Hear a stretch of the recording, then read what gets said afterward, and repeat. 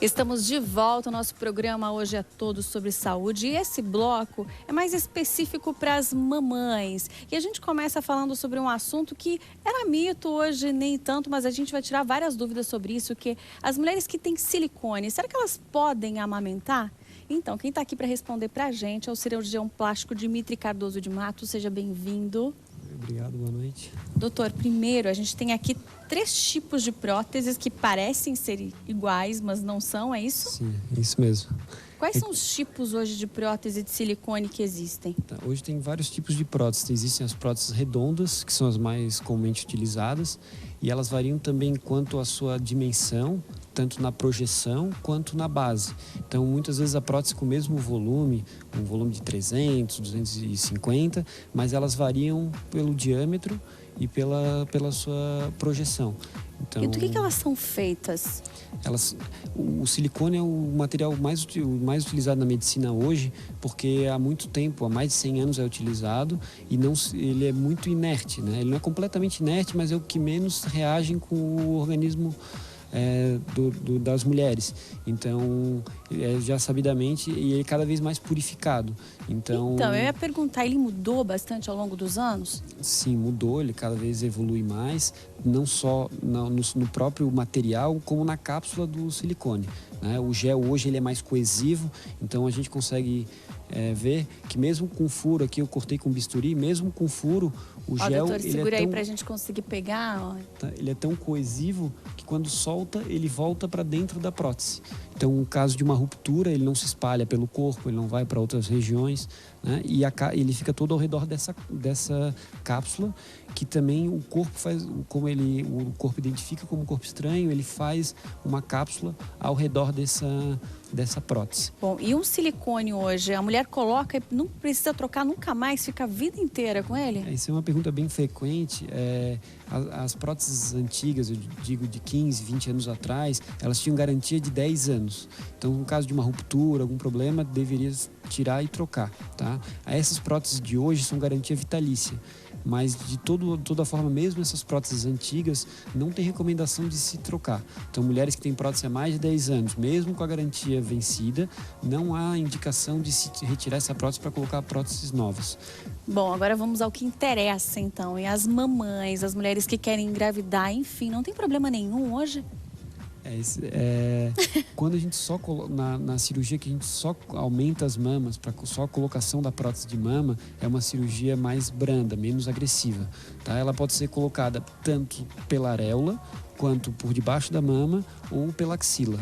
Quando a gente não atravessa a mama, não tem agressão e ela vai amamentar normalmente, desde que essas próteses não tenham um tamanho exagerado. Ou seja, o tamanho influencia na amamentação, então. Uma prótese extremamente grande pode atrofiar o parênquima da mama. Mas seria um prótese, claro que depende do tamanho. Mas o que quer dizer se atrofiar? A mulher, ela não produziria leite na mesma quantidade? Ela tem alguns trabalhos, poucos, mas que identificam que a criança pode ter uma dificuldade na pega, né? E pode atrofiar o tecido mamário por pressão do própria prótese, mas tem que ser uma prótese exagerada, de 450 para frente, para mais, né? Então são próteses extremamente grandes, aí podem dar, mas as próteses que a gente coloca no dia a dia não alteram a amamentação, desde que colocada por uma posição que não atravesse a glândula. O que eu digo? Se colocar por debaixo, ou por debaixo da mama, ou se fizer o corte pela axila, não atravessa a glândula. Quando a gente corta pela areola, tanto transversal ou ao redor da areola, nós podemos cortar os ductos lactíferos. E quando esses ductos são cortados, eles podem diminuir ou até dificultar bastante a amamentação. Bom, então, doutor, isso tem que ser conversado antes da operação, tem que ser conversado com o cirurgião plástico, a mulher tem que falar se não tem filho, que tem interesse, então, em engravidar, para poder fazer um planejamento. Na consulta médica, o cirurgião plástico já avalia esses parâmetros. Até quando a gente tem que fazer a redução mamária ou quando tem que levantar a mama, a nossa incisão, a gente hoje usa técnicas conservadoras que cortam a menor quantidade possível de ductos lactíferos, possibilitando que essa mulher consiga amamentar, ou aumentar pelo menos as chances dessa mulher poder amamentar. Bom, uma característica aí, as mulheres que têm filho, normalmente as mamas, elas mudam muito antes e depois da amamentação. Isso ocorre também com quem tem silicone? Sim, todas as alterações mamárias decorrentes da gestação acontecem pelo aumento do volume mamário. Ele fica bem tumescente, né? Ele cresce bastante e nisso a pele cresce, a pele estica, independente com ou sem a prótese. Depois que termina o período de amamentação, termina o estímulo da glândula ficar bem cheia, digamos assim, e a glândula volta ao tamanho inicial, de antes da gestação, ou até menor. E depois disso, a quantidade de pele não retrai, dependendo principalmente da idade ou da qualidade da pele da paciente. Então, a pele não retrai e a mama, no caso de uma prótese, ela pode cair um pouco, ou no caso de não ter prótese, ela cai por excesso de pele. Bom, e aí só com uma nova cirurgia, então, para reparar. Para recolocar na posição de antes da gestação, a cirurgia plástica tem um bom benefício. Né? E pode ter alguns cuidados que a mãe pode ter antes, na prevenção, antes de engravidar, já ir se preparando o corpo para evitar algum problema e até esteticamente, né, como preventivo mesmo? Existem algumas soluções que podem ser utilizadas nas mamas antes, no período da gestação, principalmente a partir do 6º mês, que ela hidratam a pele e melhoram a qualidade da pele, diminuindo estrias, diminuindo para conseguir uma maior elasticidade, que essa pele volte o máximo possível para a região, para a quantidade de pele que tinha anteriormente. Mas na maioria das vezes a gente percebe que após a gestação tem um aumento da quantidade de pele. Bom, e quais seriam esses cuidados? O que elas podem fazer, então, como prevenção? O uso de sutiã é bem importante em todo o período. Deve amamentar o uso do sutiã, a gente ouve também e é um pouco, fica na dúvida ali, durante o sono, durante a noite também é importante usar ou não é melhor tirar? É importante usar, inclusive durante o sono. No pós-operatório das cirurgias plásticas sempre deve usar a malha pós-cirúrgica, né? E a gestante também deve usar essas malhas durante a gestação. Então, quanto mais tempo, melhor o uso do sutiã. Melhor. Uhum. E o que mais? Evitar exercícios sem o sutiã, porque os exercícios vão fazer a mama distender, mexer para um lado e para o outro, e nisso abrem estrias.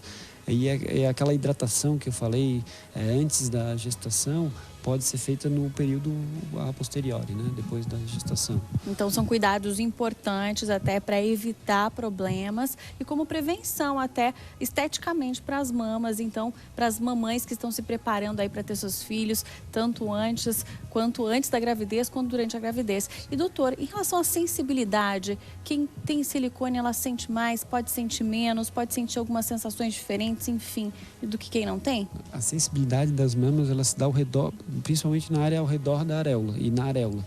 Quando a prótese de mama ela é colocada por debaixo da mama, no sulco submamário, ou quando ela é colocada pela axila, não altera a sensibilidade.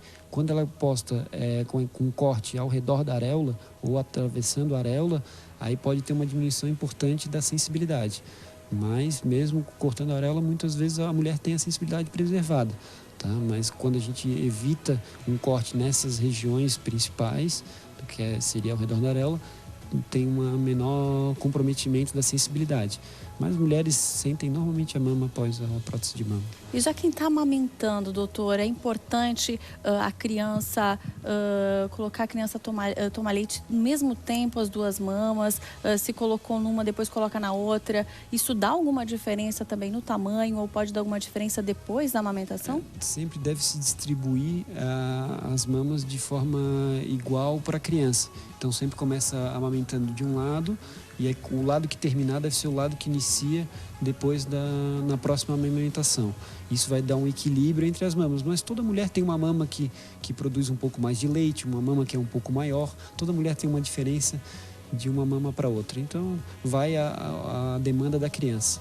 E a postura da mulher também, até durante a amamentação, é muito importante, isso também influencia no aspecto, na estética? Sim, a postura é muito importante porque nessa faixa de mulheres, principalmente gestantes, elas sentem dor lombar. Eu acho que vem um fisioterapeuta falar a respeito, mas a boa postura ajuda muito na diminuição da dor lombar, dor na coluna torácica, por causa da mama pesada, da criança que está sempre no colo, da posição que fica o dia inteiro com a criança. Então, e só para terminar, doutor, vamos falar da qualidade do silicone. A mulher, ela deve ter alguns cuidados na hora de escolher o produto, enfim, conversar com o médico, saber o que ela vai colocar, saber se aquilo realmente é de qualidade. Como é que ela pode descobrir isso? Todas as próteses utilizadas hoje no Brasil, elas são avaliadas pela Anvisa e pelo Inmetro. Então, todas as próteses são aprovadas, a Sociedade Brasileira de Cirurgia Plástica também, mas sempre para procurar fazer uma cirurgia plástica, tem que primeiro ser com um cirurgião plástico, que hoje nós vemos que tem um aumento importante de processos em fazendo cirurgias plásticas com não cirurgiões plásticos. Isso é muito grave e está cada vez mais comum. Então, as pessoas não têm que ter medo de pedir essa comprovação. Isso, tem que primeiro saber certificar se o cirurgião plástico ele é membro da Sociedade Brasileira de Cirurgia Plástica e se ele utiliza as próteses que realmente são garantidas pelo Inmetro e pela Anvisa. E doutor, quem tem um receio... Eu forneço para todos os meus pacientes qual é a prótese que eu estou fornecendo, sempre dou a carteirinha da prótese que eu utilizei com os tamanhos e eu tenho uma cópia para mim e fica uma terceira no prontuário. Então, por mais que o paciente venha daqui a 20 anos perguntar sobre a prótese, tem várias maneiras para se descobrir qual foi a prótese utilizada e se essa prótese Isso é importante ter. É um registro ali do que a gente acabou colocando. E quem tem vergonha de perguntar para o médico, de pedir, enfim, também tem como fazer pesquisa? Tem algum site para saber sobre o médico, sobre a formação?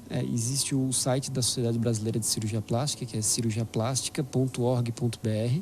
E aí no site pode colocar o nome do cirurgião para ver se ele é membro da Sociedade Brasileira de Cirurgia Plástica.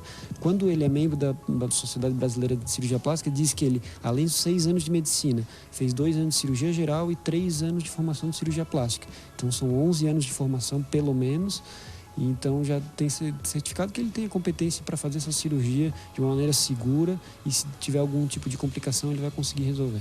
Olha aí, então, dicas importantes, pedir sempre a comprovação, então, que tipo de material a gente está colocando na cirurgia, o que a gente vai usar, saber se o médico também tem a formação adequada, se ele é mesmo cirurgião plástico.